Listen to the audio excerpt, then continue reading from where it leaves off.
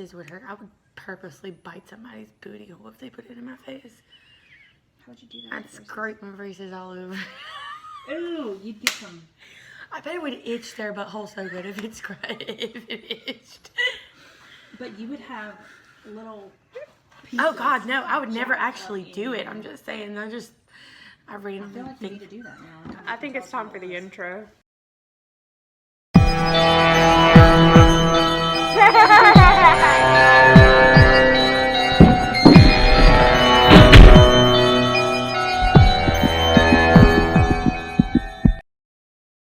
All right, this It's Creepy Crime Stories with Andy and Sky. do you want to tell them which one is which, or should we just like let them guess? I'm Andy. I'm Sky, apparently, since she took Andy. My name is Andrea. Gosh. Okay, so we're going to tell a murder story and a ghost story, or a creepy story. It doesn't really have to be either one, to be honest. We will tell you some crazy shit, basically. And the reason we started this is because we like to hear crazy shit. We like to research crazy shit, so we're going to tell you crazy shit so you don't have to research it. Exactly.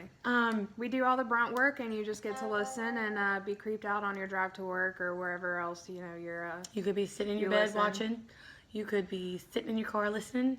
Or you could be like us and be at work and, we listen to stuff like this all the time at Yeah. work.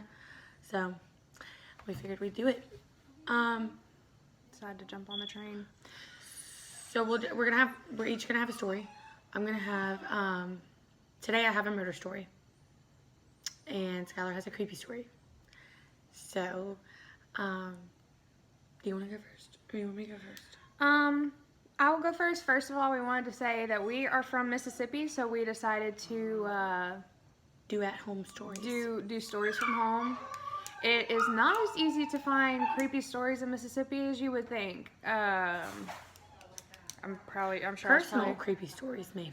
personal creepy stories. I have plenty of those, and I will probably tell some. But so I decided to do the King's Tavern in Natchez, Mississippi.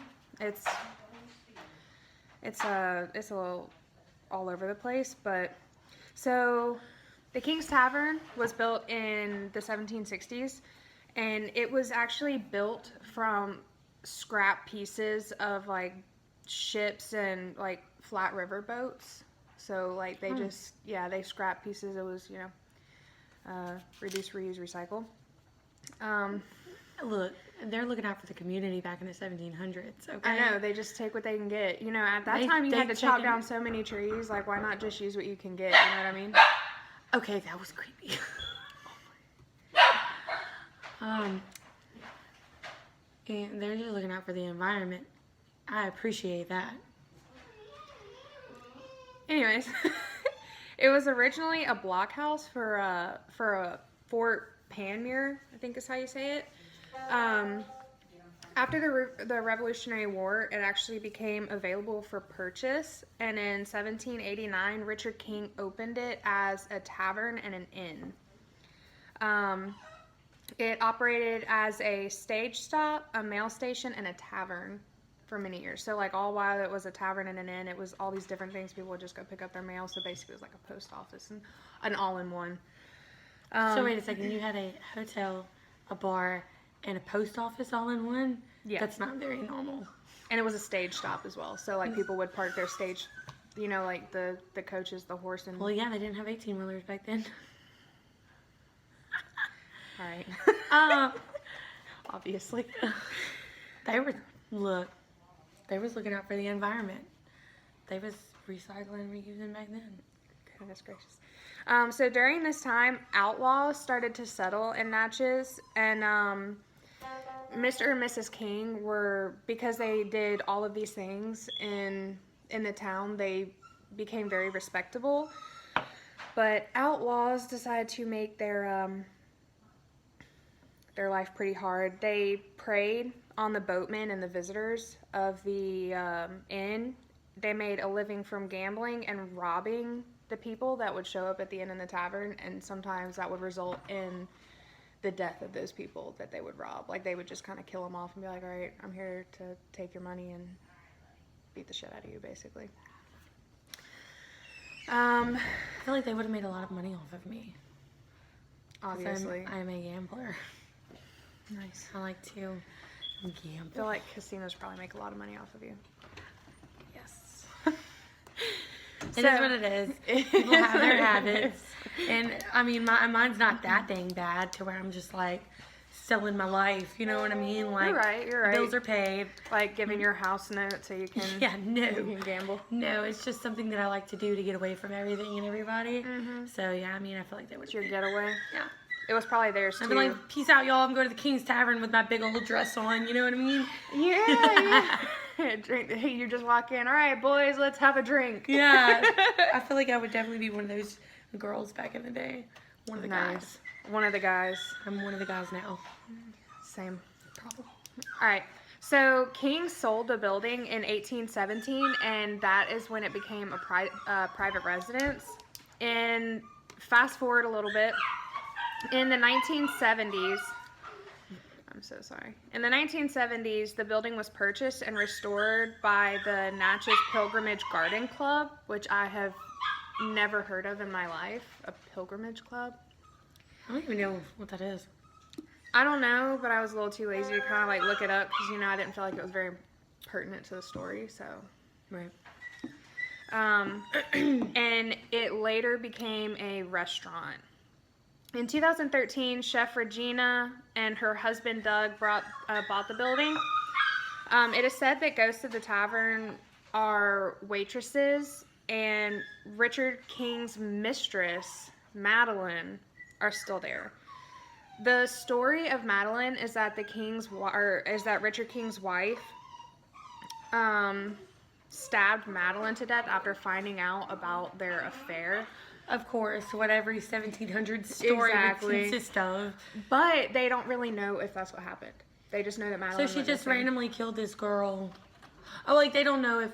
They don't know if she killed her. They just know that she went missing, and they suspected that she did it because she was, you know, Madeline was her husband's mistress.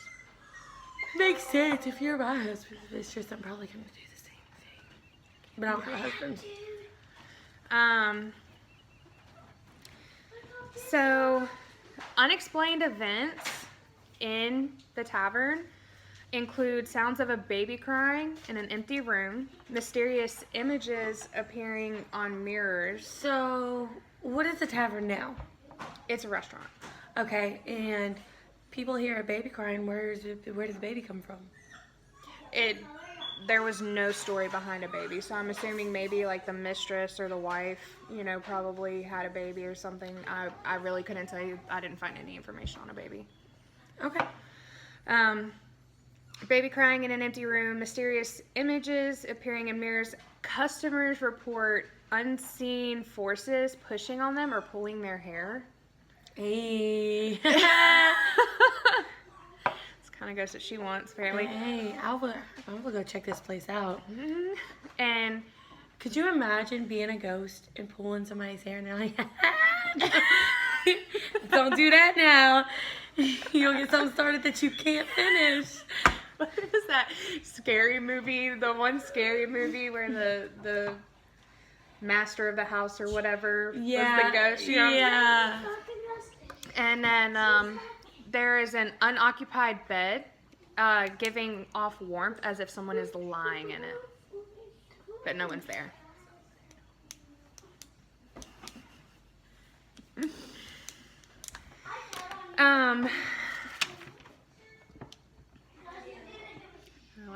Oh, okay.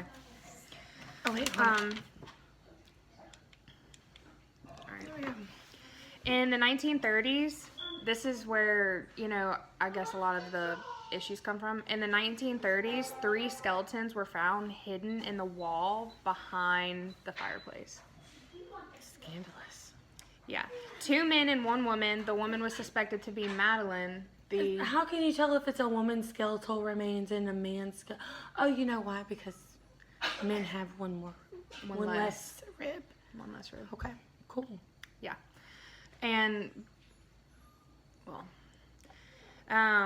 a jeweled dagger, which how rich do you have to be in the or in the 1700s to have a jeweled dagger? I feel like my bougie self would have had a jeweled dagger. A bedazzle. Sorry, I That's think probably like where the bedazzler came from. could you imagine them stabbing somebody and be like, "Oh my gosh, you got blood all over my rhinestones"? No. I guess that's you know like, me you either. are not. Your blood is not good enough to touch my dagger. Sorry, I'm a peasant apparently. And they actually assume that it was found with the remains, and they assume that the dagger is the murder weapon. But again, they're not really sure because I mean they didn't have like DNA or anything back Well, then. I mean, I feel like that's a pretty they good place had- to hide it. But I wonder if the people from the 1930s, like leading up from whenever they were killed all the way up to then, I wonder if people were like could smell. Well, How long have they been rotting in there? Well, I mean, it was bricked in. Like they were behind a so brick imagine wall. opening it and releasing all those fumes. Yeah, it would probably smell pretty bad. It would probably smell pretty bad. But I feel like after them being in there that long, it would just be like dust at that point. So I mean, Well, that's what I'm saying. Like, how were the fumes constantly like releasing themselves and people not smelling it? I don't know. Like dead bodies tend to stink. Have you smelled a dead body? I've always wanted to. Is that weird? No. I've always wanted to because people say that dead bodies are a smell that you can never forget, or you're never gonna know what it's like unless you live it yourself. I don't know. Like, I mean, a sick part of me is like, man, I wonder what it'd be like to smell a dead body. But then a bigger part of me is like, I really don't want to have that knowledge. Brandon says he can go into a house And tell. He can tell instantly if somebody's dead in there. That's Amy, by the way. She's our boss. Hi. Yeah, she will be helping us on the podcast. We hope very soon to maybe get her as a guest or her husband. So then you'll just be hearing her talk in the background. Yes. She's a little Background camera shy, bitch. but No, it's I'm okay. What? Background bitch. Holla. Just so you know, she's a little afraid of the microphone because she does believe somebody is in the microphone. Yeah. Because Skylar made a weird noise earlier. And she thought it came from the microphone. So anyways, people were found in the walls. They were bricked in behind the fireplace. Nice. So they found people or they found the skeletons? The skeletons. Yeah, the Which skeletal are remains. people. But when you say people, you Automatically think they have skin. Well, it depends on how long ago they were buried.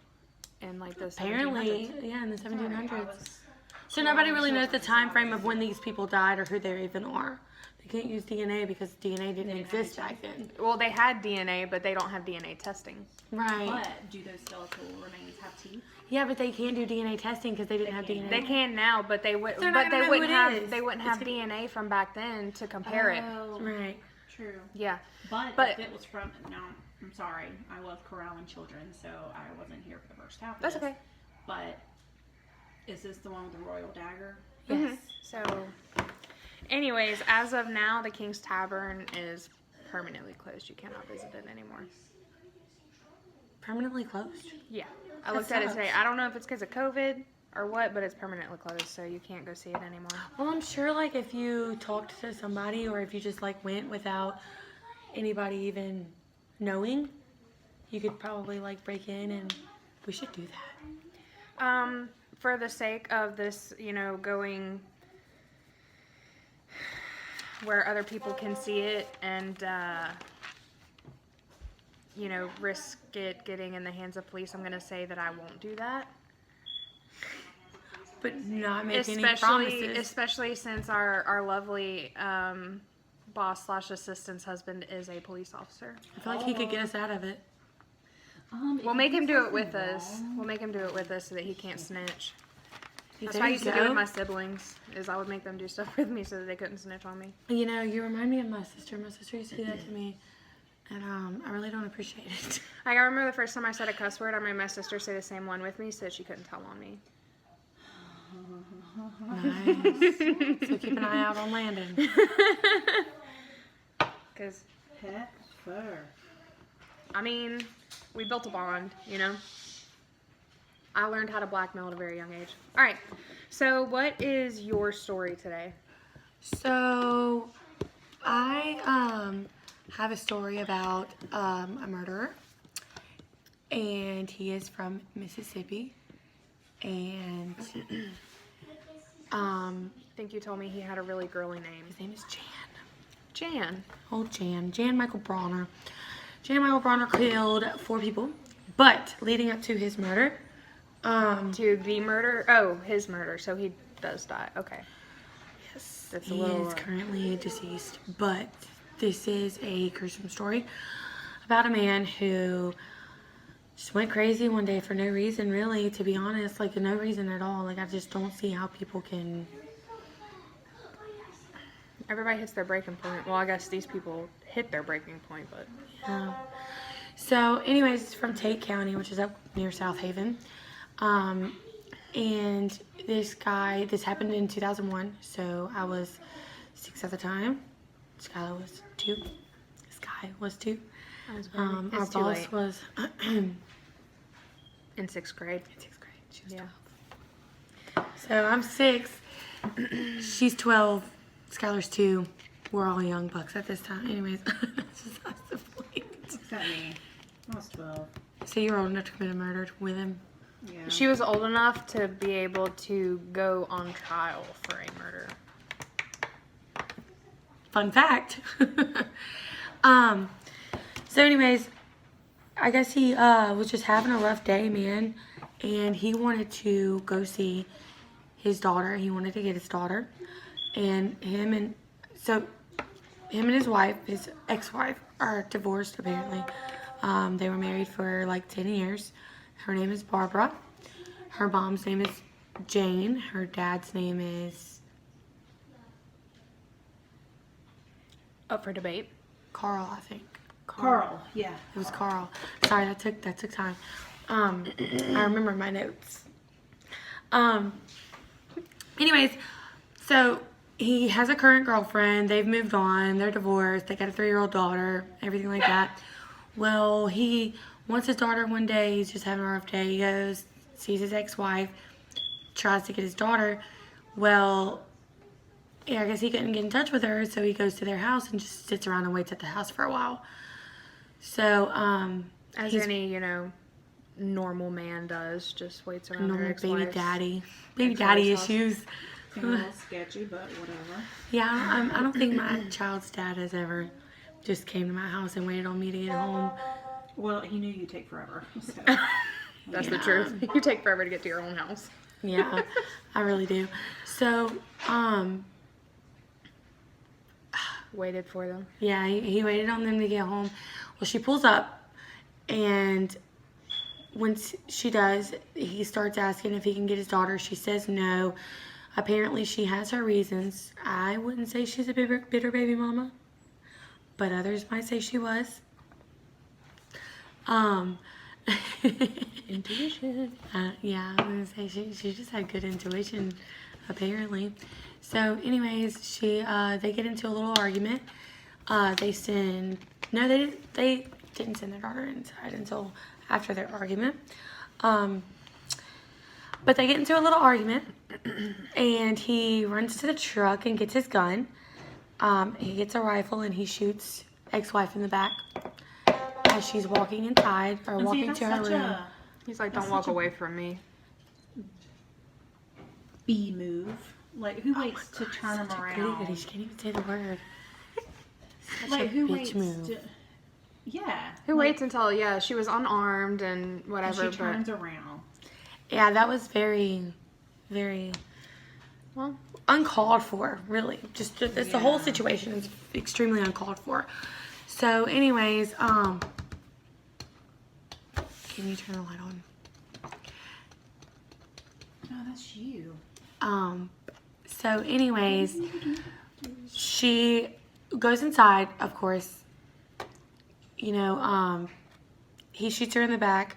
Well, then he sends his daughter upstairs to watch TV. Well, how old was his daughter at the time? 3. So he sends her upstairs to watch TV. Well, then he thinks about it as he's walking downstairs to go back to his ex-wife. He thinks about it and he's like, she can identify me in a lineup. This 3-year-old child just saw her dad shoot her mom. And just went and watched TV. And just, yeah, first of all, she just went and watched TV. No, she cried and she was like, how could you do this to my mom? But then she's like, he starts thinking about it and he's like, she can identify me in a lineup. Like, this is not good. So he runs back upstairs and he, like, execution style shoots her in the chin and in the forehead. No, execution style's in the back of the head. Yeah, execution style's in the back of the head. So, no, he just shoots her in the chin and in the forehead. He, just kills her. But he shoots her twice and, like, straight in the head, like, in the face. How could you shoot your 3-year-old in the face? How could you shoot anybody in the face? All because she would tattle on him. Not only that, but, like, you shot your ex-wife because she wouldn't let you get your daughter. And then you turn around and yeah. Then you turn around and kill her anyway. Like, what was the point in that? So, anyways, he does that. Well, then ex-mom-in-law and ex-dad-in-law get home, and he goes downstairs and he just starts shooting on them. Shoots the ex-mother-in-law and then turns around and shoots the ex-father-in-law, and then he steals ex-dad-in-law's wallet and takes $300, which back in 2001, Still is not a lot of money. it was a little bit of money, but But that's less than $100 Yeah, per like- person that you just killed. I couldn't, yeah. First of all, yeah, it's less than $100 a person. Second of all, like, how could you shoot your child for $300? Like, I wonder if he knew that there were $300 or if he expected more. my guess is that he probably owed someone some money. Mm-hmm. I think he did owe someone some money. I don't know, though, but you're not paying him back now. So you said earlier that he is now deceased. So Mississippi killed him, the state of Mississippi executed him in 2012, June 10th, I think. June 10th. Do you know how they? Lethal injection.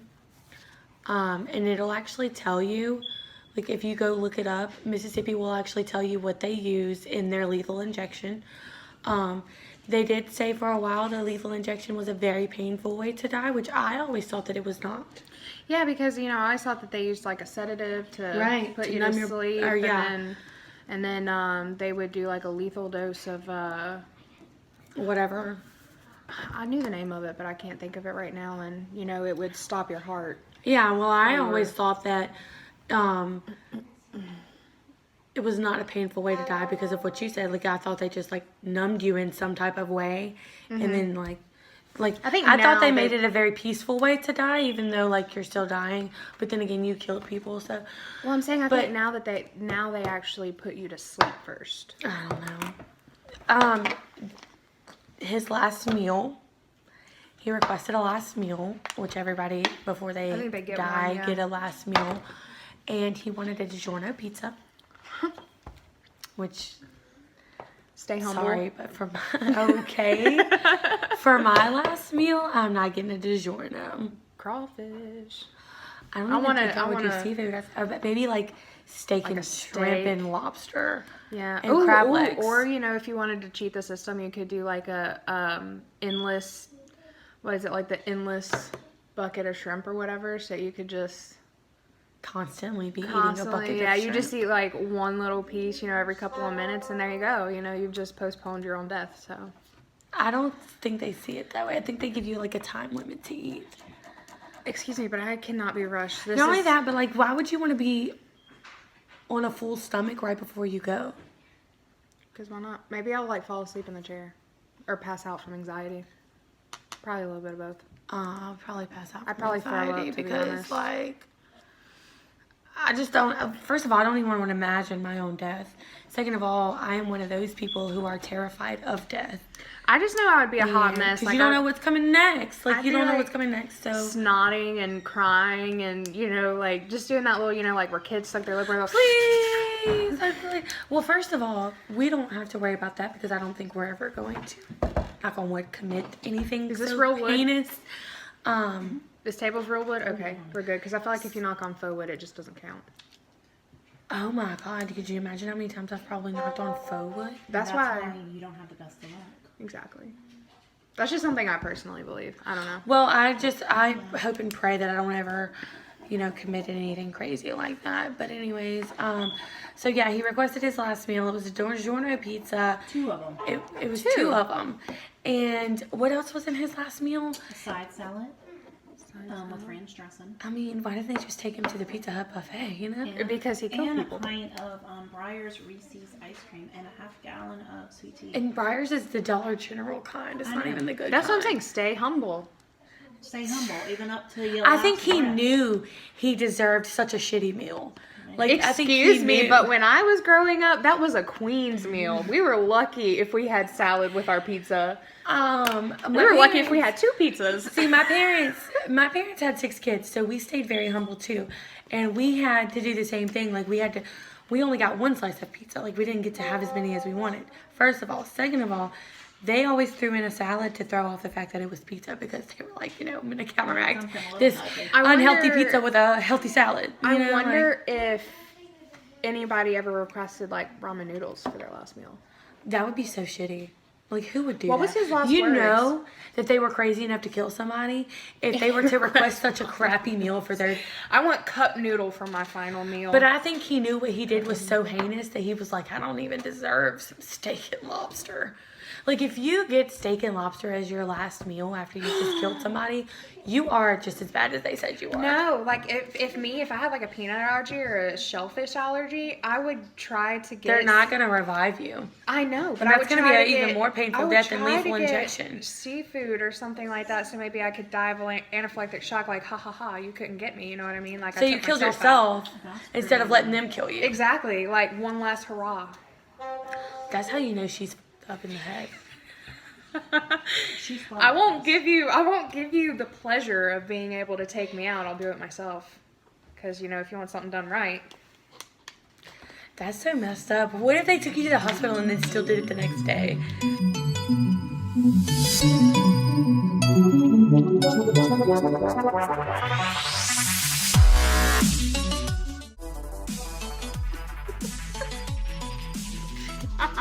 For the record, I would never scrub my braces against anybody's booty hole.